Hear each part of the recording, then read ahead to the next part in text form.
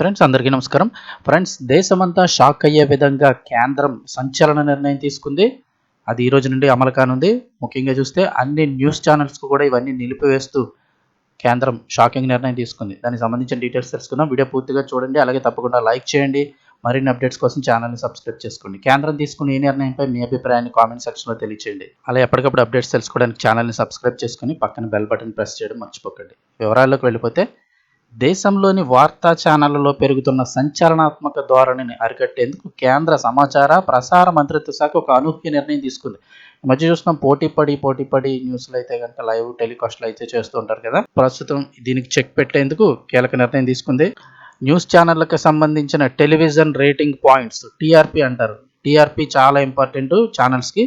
దీని ఆధారంగానే వాళ్ళకి యాడ్లు కానీ వేరే ఏమైనా ఇన్కమ్ అది రావడానికి అవకాశం ఉంటుంది. కానీ కాబట్టి టీఆర్పీ నిలబెట్టడానికి చాలా రకాలుగా ట్రై చేస్తుంటారు. ఇక ఈ నివేదికలను 4 వారాల పాటు లేదా తదుపరి కేంద్రం ఆదేశాలు ఇచ్చే వరకు కూడా నిలిపివేయాలని బ్రాడ్కాస్ట్ ఆడియన్స్ రీసెర్చ్ కౌన్సిల్ బీఆర్సీని ఆదేశించింది. అయితే ఇక్కడి నుంచి ఛానల్స్కి టీఆర్పీ రేటింగ్ ఉండదు. ఒక 4 వారాలు లేదా తర్వాత కూడా.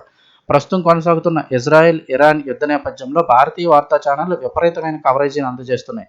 అయితే కొన్ని ఛానళ్లు యుద్ధం గురించి ఊహాజనిత మరియు అతిశయోక్తితో కూడిన వార్తలను ప్రసారం చేస్తున్నట్లు ప్రభుత్వం గుర్తించింది.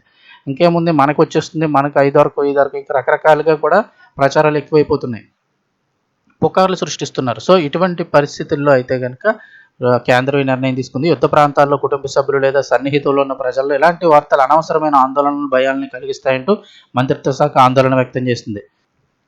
రేటింగుల కోసం పోటీ పడుతూ బాధ్యతను విస్మరించి సంచలనాల కోసం వార్తలను ప్రసారం చేయడం సరికాదంటూ కేంద్రం పేర్కొంది. ప్రజల ప్రయోజనాల దృష్ట్యా ఈ నిర్ణయం తీసుకున్నామని, కొన్ని ఛానళ్లు యుద్ధానికి సంబంధించిన అనవసరమైన హైప్ ఇస్తూ ప్రజలను తప్పుదోవ పట్టించేలా ప్రసారాలు చేస్తున్నాయి.